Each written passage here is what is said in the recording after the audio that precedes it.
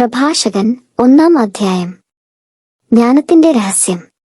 സർവജ്ഞാനവും കർത്താവിൽ നിന്നു വരുന്നു. അത് എന്നേക്കും അവിടുത്തോടു കൂടെയാണ്.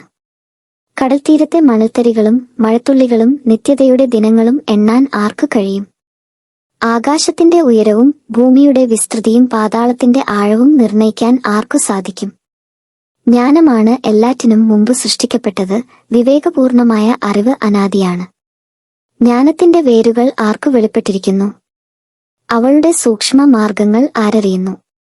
ജ്ഞാനിയായി ഒരുവനെയുള്ളൂ. ഭയം ജനിപ്പിക്കുന്ന അവിടുന്ന് സിംഹാസനത്തിൽ ഉപവിഷ്ടനായിരിക്കുന്നു. കർത്താവാണ് ജ്ഞാനത്തെ സൃഷ്ടിച്ചത്. അവിടുന്ന് അവളെ കാണുകയും തിട്ടപ്പെടുത്തുകയും ചെയ്തു. തന്റെ സൃഷ്ടികളിലെല്ലാം അവിടുന്ന് അവളെ പകർന്നു.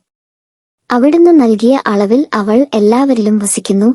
തന്നെ സ്നേഹിക്കുന്നവർക്ക് അവിടുന്ന് അവളെ സമൃദ്ധമായി നൽകിയിരിക്കുന്നു. ദൈവഭക്തി. മഹത്വവും ആനന്ദവും സന്തോഷവും ആഹ്ലാദത്തിന്റെ മകുടവുമാണ് കർത്താവിനോടുള്ള ഭക്തി. അത് ഹൃദയത്തെ ആനന്ദിപ്പിക്കുന്നു. സന്തോഷവും ആനന്ദവും ദീർഘായുസ്സും പ്രദാനം ചെയ്യുന്നു. കർത്താവിനെ ഭയപ്പെടുന്നവന്റെ അവസാനം ശുഭമായിരിക്കും. മരണദിവസം അവൻ അനുഗ്രഹീതനാകും. കർത്താവിനോടുള്ള ഭക്തി ജ്ഞാനത്തിന്റെ ആരംഭമാകുന്നു. മാതൃഗർഭത്തിൽ വിശ്വാസി ഉരുവാകുമ്പോൾ അവളും സൃഷ്ടിക്കപ്പെടുന്നു. മനുഷ്യരുടെ ഇടയിൽ അവൾ നിത്യവാസം ഉറപ്പിച്ചു. അവരുടെ സന്തതികളോട് അവൾ വിശ്വസ്തത പുലർത്തും. കർത്താവിനോടുള്ള ഭക്തി ജ്ഞാനത്തിന്റെ പൂർണ്ണതയാണ്.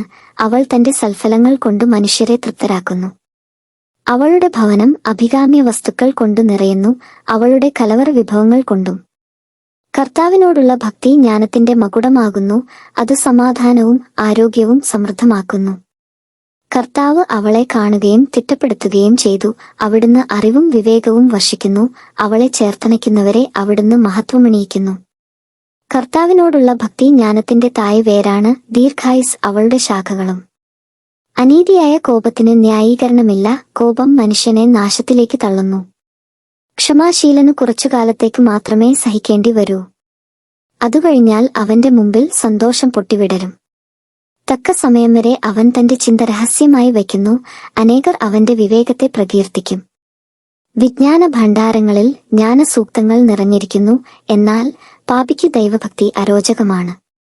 ജ്ഞാനം ആഗ്രഹിക്കുന്നവൻ പ്രമാണം കാക്കട്ടെ. കർത്താവ് അത് പ്രദാനം ചെയ്യും. കർത്താവിനോടുള്ള ഭക്തി ജ്ഞാനവും പ്രബോധനവുമാകുന്നു. അവിടുന്ന് വിശ്വസ്തതയിലും വിനയത്തിലും പ്രസാദിക്കുന്നു. കർത്താവിനോടുള്ള ഭക്തി അവഗണിക്കുകയോ വിഭക്ത ഹൃദയത്തോടെ അവിടുത്തെ സമീപിക്കുകയോ അരുത്. മനുഷ്യരുടെ മുമ്പിൽ കപടനാട്യം കാണിക്കാതെ അധരങ്ങളെ സൂക്ഷിക്കുക.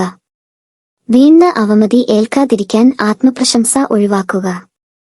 കപടഹൃദയനായ നീ കർത്താവിനെ ഭയപ്പെടാത്തതുകൊണ്ട് അവിടുന്ന് നിന്റെ രഹസ്യങ്ങൾ വെളിപ്പെടുത്തി സമൂഹത്തിന്റെ മുമ്പാകെ നിന്നെ താഴ്ത്തും.